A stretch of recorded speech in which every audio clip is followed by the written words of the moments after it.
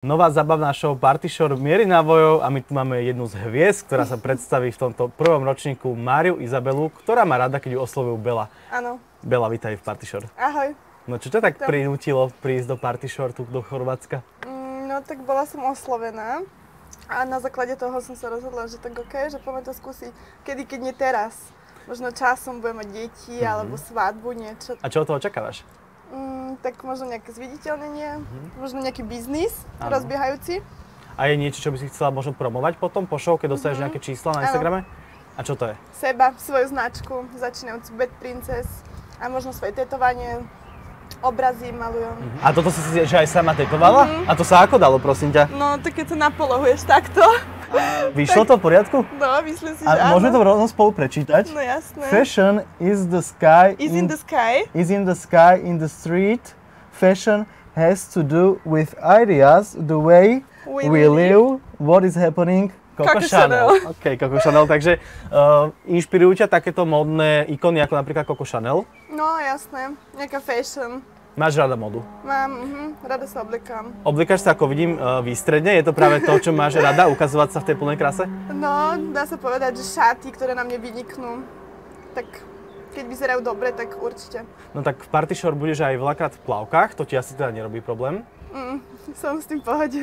A čo sa týka ukazovania tela, tak napríklad by si bola aj za fotenie nejakých aktov? Nie, tak sa nechcem prezentovať. To už je cez nejakú čiaru, ktorú nechceš prekročiť. A Party Shore to je aj zábava, bujare noci, party tu v Splite v meste. Máš rada práve tento nočný život? Áno, nemám na neho toľko času ako kedysi a o to viac si to chcem teraz užiť.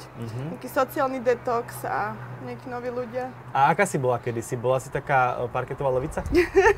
To zase nie, ale stíhala som, že práca, cez deň, večer party a na druhý deň takisto kolobeh. Takto som si išla, dokým sa dalo. A to koľko trvalo toto, že práca, party, práca, party, práca, party? Asi rok, dá sa povedať. Keď som mala partiu, takú veľkú, tak každý večer pod oknom, že poď, už ťa čakáme. A ako si môžeme, diváci, predstaviť Belu v bare? Príde, dá si vínko. Áno, hneď k baru. Hneď k baru. No a najprv sa osmelím pri tom bare, pozerám, že čo je nové, čo je okolo mňa. No a tak po nejakých vínkach už niekde v strede možno. V dave. A tu v Party Shore máš aj nejaké pravidlá, ktoré si tak sebe ustanovila, že neprekročím nejaký limit v rámci alkoholu, alebo tu ideš sa absolútne odviazať? No čo prinesie situácia, ale nemám nejaké hranice. Skôr mám v sebe také hranice, že viem, že kedy dosť. Ale neviem, do čoho idem vlastne, iba idem. Party Shore to je aj o vzťahoch, pretože budú tam 4 chalani. Keď sa ti bude niektorý páčiť, tak možno by si s ním aj niečo mala? Nejaký flirtík. Flirtík? Vieš flirtovať dobre? No, čo uvidíme. Ti hovoria chlapci? No, ja rada dostanem komplimenty určite. Takže keď to niekto vie so mnou, tak potom sa bavíme viacej. Do tejto show vstupuješ zadaná alebo slobodná? Slobodná. A kedy bol posledný rozchod? Čerstvo. A tak dá sa povedať, že už dlhodobejšie, ale mesiac je to. A prichádza Bela so zlomeným srdcom a ide sa vyliečiť, alebo práve, že už si celkom na dobrej ceste teraz? Som na dobrej ceste už, ale vlastne mi to tak padlo, že môžem sa nejak doliečiť. Ale ja som úplne v poriadku. A ten rozchod bol bolestivý? Ne, nebol.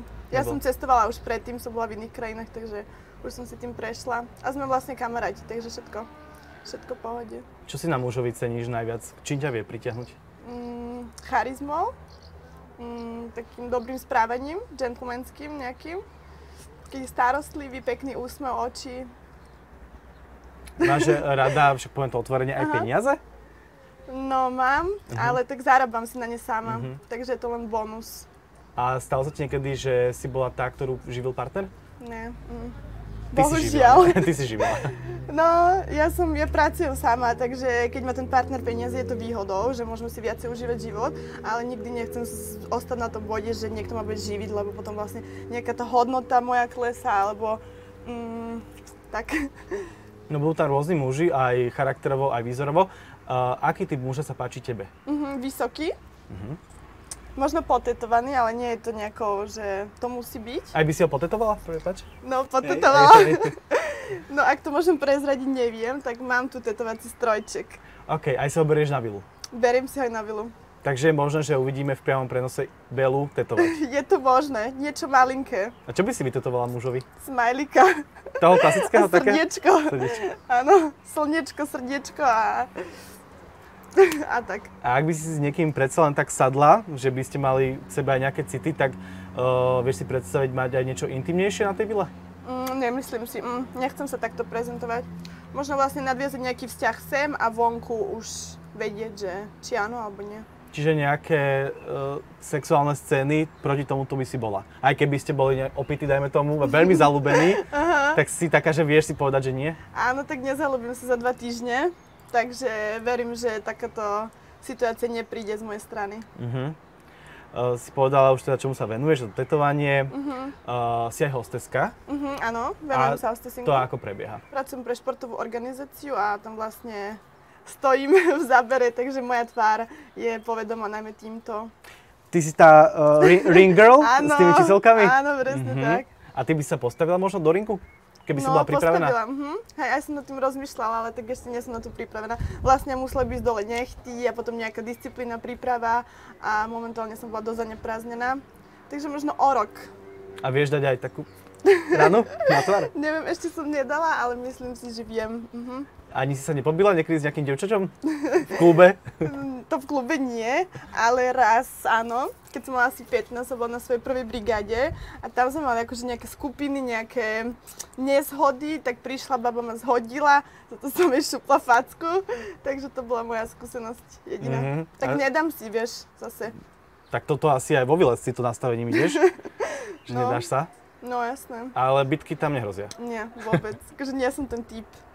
Ty si dievča z Oravy, áno, viem, pochádzam z Oravy. A teda presadila si sa v Bratislave. Prečo si sa chcela dostať žiť napríklad do Bratislavy alebo do väčšieho mesta? Je tá Orava pre teba malá? Je malička, áno, je krásna síce veľmi, ale vždy som bola taká na tom, že chcem cestovať veľa. Prvýkrát som odcestovala do Škótska a to bola čas korony, zrušili mi všetky lety, minula som všetky peniaze, nakoniec som odletela. A už keď som sa vrátila zo Škótska, tak vravím si, že tak ostanem tu, lebo som tu prežila tie 2 týždne. Tak som prišla domov po veci, že maminka odchádza, že dobre, jasne. A ako by si opísala tvoj život v Bratislave? Baví ťa to? Áno, kľudne. A tak ja som skôr v Rakúsku momentálne, tak ma to zavialo tam Viedeň? troška. Vo Viedni. A tak v Bratislave tak už poznám veľa ľudí, alebo svoj okruh, už nemám nejak čas na nových ľudí a s nimi sa stretávam, čo sú moji kamoši a taký kľudný mám život v Bratislave. Keby si v Party Shore musela aj pracovať, tak aká práca ti je najbližšia? Fíha, neprišla som pracovať, prišla som si oddychnúť, ale akože nejaké že house práce? Napríklad, tak sme v známom letovisku, takže čašnička, dajme tomu. No, akože vidím potenciál v barmanstve, lebo sú také peniaze z každej strany, z jednej, druhej strany, ale nemyslím si. Tak asi teterka, tak nejaká vlastná kariéra, biznis, tak fotky, fotenia, fotím veľa, nejaké obrazy, alebo nejaké miehalnice, kurzy. Kebyže to môže ostať žiť. Áno, no, tak biznis, určite biznis. A ako sa tam ty s úpravami? Si za prirodzenú krásu, alebo práve, že nebrániš sa? Máš niečo spravené? Mám, Aj povieš? No, poviem jedno. Dobre. Pery. A druhé nepovieš. A máš ešte niečo ďalšie, ale nechceš povedať, hej? Nie. Chcem, aby to iba vedel môj muž, takéto veci, ale pery sú také, že môžete vidieť. A aj sa stretávaš niekedy s tým, že ti hovoria ľudia, že už to máš moc? Ale áno, tak vlastná mama mi povie, že už dosť. Ale tak kým sa to mne páči a keďže som vyštudovala to umenie a sa tomu venujem, tak viem, že kedy dosť, viem, že aká estetika mi pristane. Takže za mňa OK. Ale do väčších by som už nešla. Som takto spokojná. A stretávaš sa s tým, že chlapi to majú radi? No áno, tak určite. Majú to radi a hlavne tak mala som vzťah a tento mal rád, takže vlastne to mi stačí, že či sa to bude páčiť tomu jednému. A potom už iba mne. A okolie buď áno, alebo nie. To vlastne niekedy pára aj s nejakým známym mužom, ktorého môžeme poznať z nejakého, sociálnej siete alebo zo showbiznisu? Myslím si, že áno, ale nemyslím si, že by ste ho mohli poznať. Už je skôr taký zabudnutý, že niekedy... A skúsiš? Nebudem menovať, Dobre, tak možno to médiá raz vypatrajú, keď budeš v tej show. Ježi, len to nie. A máš rada slávu? Chcela by si byť slávna? Tak z akého uhla pohľadu sa to zoberie, ale mať pozornosť. Milujem pozornosť, takže vlastne možno prečo som aj tu. Ale že slávna to nepotrebujem, skôr nejaký, že rozbehnúť si vlastnú značku, vlastný biznis a vlastne myslím si, že toto je najlepšia cesta, ako môžem ísť momentálne. Ty aj fotíš? Fotím. A teraz je taký trend OnlyFans. To je niečo, proti čomu si, alebo si s tým stotožnená? Som s tým v pohode. Aj máš? Mám, ale nepoužívam ho vôbec. Čo sa ospravedlňujem mojim fanúšikom. Nepoužívam ho, ale možno vlastne po tejto show by som chcela, ale nie v nejakej značnej miere. Na mojom Instagrame je už dosť fotiek, dosť odvážnych fotiek, takže na tom OnlyFans je nejaký prémiový obsah, že nič extra odo mňa. Ty si to vravela aj v rozhovore, že akty sú už pre teba no-go zóna, takže podprsenka, spodné prádo, plavky. Áno, niečo sexy, tak ja sa vlastne prezentujem, takže nejaké prémiové fotky, čo nie sú tam, tak keď chceš vidieť viac, tak si zoberieš to predplatné. A keby mal muž OnlyFans, ktorý sa ti páči, tak si s tým OK? No asi áno. A čo by muž fotil? Však tiež svoje telo. Tak áno, som s tým v pohode. Je to predsa platforma 21. storočia. Nech si každý robí, čo chce. Že pokiaľ to niečo prináša, pokiaľ ty si s tým v pohode, teda on, tak áno. Bela, ja ti ďakujem pekne za rozhovor. Tu máme ešte taký detail, keby chceš odkázať niečo rodine, fanúšikom, kamarátom. Tesne predtým, ako nastúpeš do show, tak máš priestor. Tak pozdravujem všetkých, mám vás rada a ďakujem. Držte mi palce. Ja ti držím tiež palce, teším sa na tvoju cestu a myslím si, že bude to zaujímavé v tvojom podaní. Mám taký pocit, mám takého cíťaka už teraz. Áno, no dobre, mám troška stres, akože začiatky, potom tie konci sú už super, takže uvidíme, že aký bude príchod. Ďakujem, Bela. Ďakujem.